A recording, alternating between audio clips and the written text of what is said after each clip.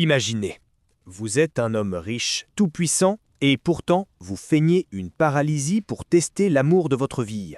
Elle vous quitte pour l'argent, vous laissant seul dans votre villa immense, le cœur brisé. Mais une jeune femme entre dans votre chambre, une employée discrète aux mains si douces. Ce qui commence comme un simple massage devient une tempête de désirs interdits. Et le choc? Elle porte en elle un secret familial qui pourrait tout détruire. Restez avec moi, car cette histoire vraie, la mienne, vous révélera si l'amour peut survivre au tabou le plus sombre. Prête à frissonner jusqu'au bout? Bonne écoute. Je m'appelle Alexandre, j'ai 28 ans et ma vie était un conte de fées avant que je ne décide de tout bousculer. Milliardaire grâce à l'héritage de mon père, promoteur immobilier impitoyable, j'avais tout. Une villa avec vue sur les vignes dorées, des voitures qui ronronnent comme des chats de luxe, et Sophie, ma fiancée. Une beauté aux cheveux châtains cascadant comme une rivière d'automne. Elle riait à mes blagues, dansait pieds nus dans le jardin fleuri, et je me disais « c'est elle, la bonne ». Mais au fond, un doute me rongeait. Et si elle m'aimait pour mon portefeuille, pas pour mon âme? Un soir d'orage, après une énième dispute sur nos projets, elle voulait un mariage extravagant, moi quelque chose de simple, j'ai craqué. Et si j'étais paralysé, me quitterais-tu? Ai-je lancé, mi-sérieux. Elle a ri, mais ses yeux ont brillé d'un éclat étrange. Le lendemain, j'ai simulé l'accident. Une chute dans l'escalier, cri de douleur théâtrale, et hop, au lit, jambes immobiles, regard vide. Les médecins complices payés grassement ont confirmé paralysie temporaire, peut-être définitive. Sophie est venue, m'a serré la main, a pleuré un peu. Mon pauvre chéri, je suis là. Mais ces visites se sont espacées. J'ai des rendez-vous pour l'avenir, murmurait-elle au téléphone, que j'écoutais en feignant le sommeil. Mon cœur se serrait comme un poing. Pourquoi ai-je fait ça? Pour la vérité, me disais-je, mais la solitude me bouffait vif. Les jours passaient, et la villa, autrefois pleine de rires, résonnait de silence. Mon père, mort trop tôt, m'avait laissé ça, une fortune bâtie sur des secrets. Il avait une autre vie, une femme avant maman, mais on n'en parlait pas. J'ai engagé une nouvelle aide-soignante pour les soins intimes. Élise, 24 ans, arrivait un matin pluvieux avec un sourire timide. « Bonjour, monsieur. Je m'appelle Élise, je suis là pour vous soulager. » Sa voix était douce comme du miel, et ses yeux verts pétillaient sous une frange blonde ondulée. Elle avait la peau claire, des courbes généreuses sous son uniforme simple, et des mains. Ah, des mains magiques. Le premier massage fut banal. Elle enduisait mes jambes d'huile, pétrissait doucement. « Détendez-vous, Alexandre. Imaginez un jardin en fleurs. » Je fermais les yeux, feignant l'impuissance, mais son toucher réveillait des picotements secrets. Elle ne sait pas que je sens tout, que je pourrais me lever et l'embrasser là, maintenant. Sophie appelait moins, parlait d'opportunités avec un notaire. Puis un soir, le coup près. « Al, je t'aime, mais je pars. Ton argent paiera pour nous deux, non? Attends, tu ne bouges plus, de toute façon. » Elle a raccroché, et j'ai entendu la porte claquer. Seule Élise restait, veillant tard. « Vous n'êtes pas seule ?» a-t-elle murmuré, sa main glissant plus haut sur ma cuisse. Mon cœur a tremblé de vrai. Et si c'était le début de quelque chose de pire? Les semaines suivantes furent un tourbillon de mensonges et de désirs inavoués. Allongé des heures, je regardais Élise vaquer. Elle époussetait les bibelots en porcelaine de la chambre, arrosait les rosiers du balcon, et moi, je feignais le vide. Mais intérieurement, c'était la tempête. Sophie m'a trahi pour des billets. Et voilà que cette fille, payée pour me laver, me fait bander comme un ado. Élise était différente. Orpheline de mère, élevée par un père absent, elle l'avait dit un soir en me massant les épaules. La vie est courte, Alexandre. Il faut saisir les instants. Ses doigts, chauds et fermes, glissaient sur ma peau, effleuraient des zones interdites. Un jour, pendant un bain, elle a frôlé mon entrejambe. « Pardon » a-t-elle rougi, mais ses yeux verts ont accroché les miens, pleins de curiosité. Je me suis surpris à lui parler, à lui confier mes doutes. L'amour, Élise, c'est comme un vin rare, il peut tourner au vinaigre. Elle riait doucement, essuyant mon front. Ou devenir plus fort avec le temps. Nos conversations s'allongeaient, tard dans la nuit, sous la lumière tamisée de la lampe nopaline. Elle me racontait ses rêves, voyager, danser dans des bals populaires, trouver un homme qui la verrait vraiment. Moi, je la voyais trop bien. Ses hanches rondes sous la jupe, ses lèvres pleines qui articulaient des mots tendres. Un après-midi, le massage devint plus intime. « Pour stimuler la circulation », murmura-t-elle, ses mains descendant sur mon bassin. Je sentis la chaleur monter, mon corps trahir mon songe. Elle s'arrêta net, le souffle court. « Je sens quelque chose bouger !» Mon cœur cognait. « Dis-lui la vérité, idiot !» Mais non, je prolongeais le jeu. C'est toi qui me réveille, Élise. Elle rougit, mais continua, plus doucement, ses doigts explorant, provoquant des vagues de plaisir que je cachais sous des gémissements fins. Puis le climax. Un orgasme explosif, mouillé, incontrôlable, un squirt qui l'a surpris autant que moi. Oh mon Dieu, halta-t-elle, les yeux écarquillés. Mais au lieu de fuir, elle se pencha, m'embrassa le front. C'est beau, Alexandre, c'est la vie qui revient. Nous restâmes là, enlacés dans le silence humide, et pour la première fois depuis l'accident truqué, je me sentis vivant. Mais ce soir-là, en fouillant ses papiers pour un prétexte, je tombais sur une lettre. À ma fille Élise, de ton père aimant. Signée de mon père. Non, impossible. Elle aime ma sœur ? Le choc me cloua plus que n'importe quel mensonge.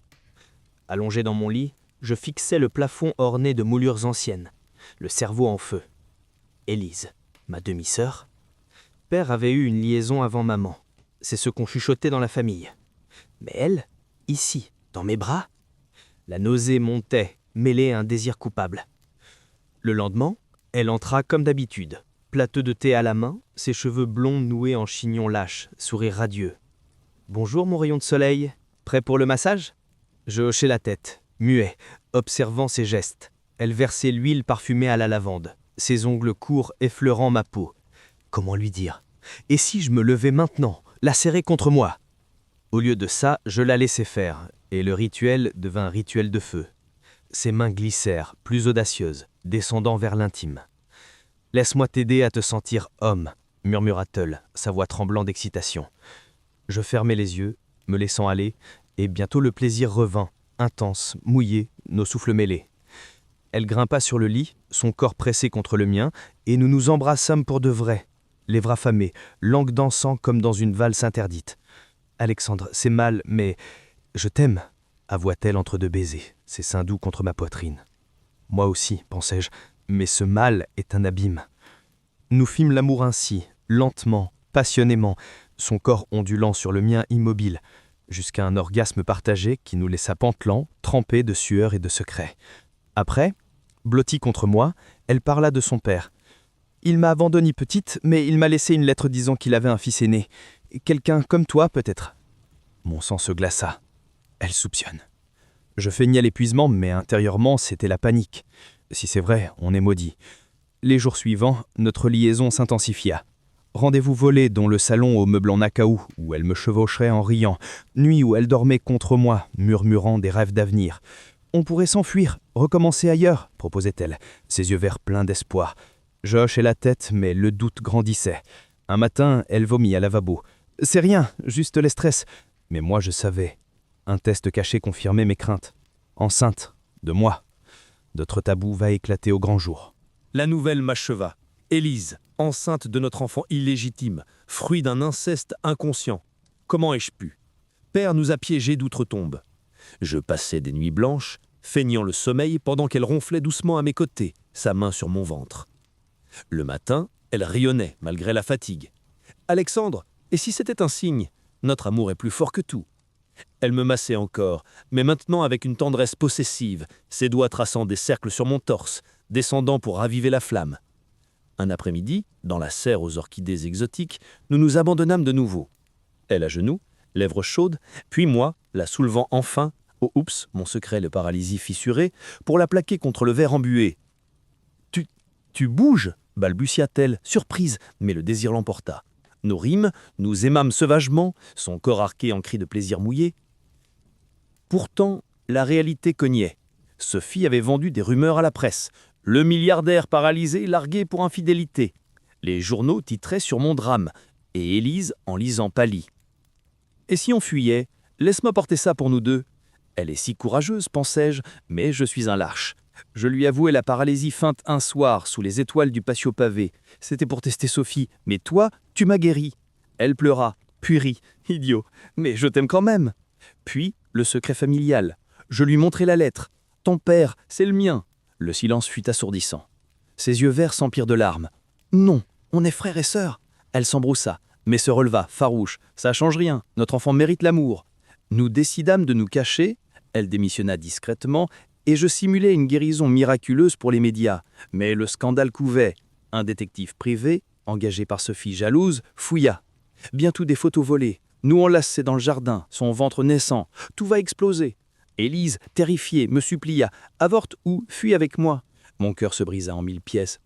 Conseil à celles qui écoutent, ne laissez pas les secrets vous définir. Affrontez-les ou ils vous dévorent.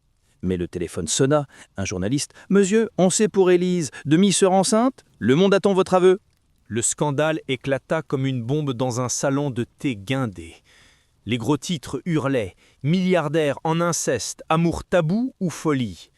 La villa devint un cirque.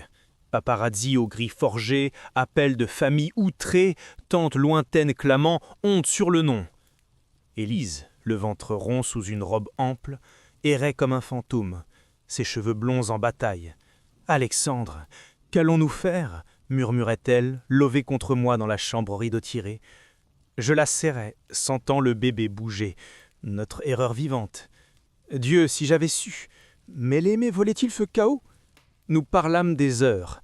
Elle évoquait son enfance solitaire, moi mes doutes d'héritier. Père nous a volé une vie normale, dis-je. Mais nous, on peut réparer. Pourtant, la pression montait. Sophie revint, menaçante. Tu couches avec ta sœur? Pathétique. Je veux ma part ou j'étale tout. Élise l'affronta, fière. Pars, salope! Lui, c'est à moi. Une gifle vola et je bondis. Fin du mensonge pour tous. La police intervint pour scandale public. Mais l'amour nous liait. Nous partîmes en clinique. Avortement? Non, Élise refusa. C'est notre preuve d'humanité.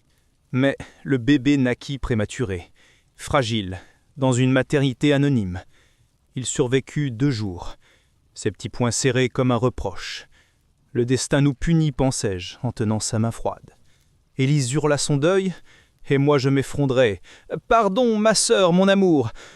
Aujourd'hui, seuls dans une petite maison au bord d'un lac calme, nous pleurons notre perte.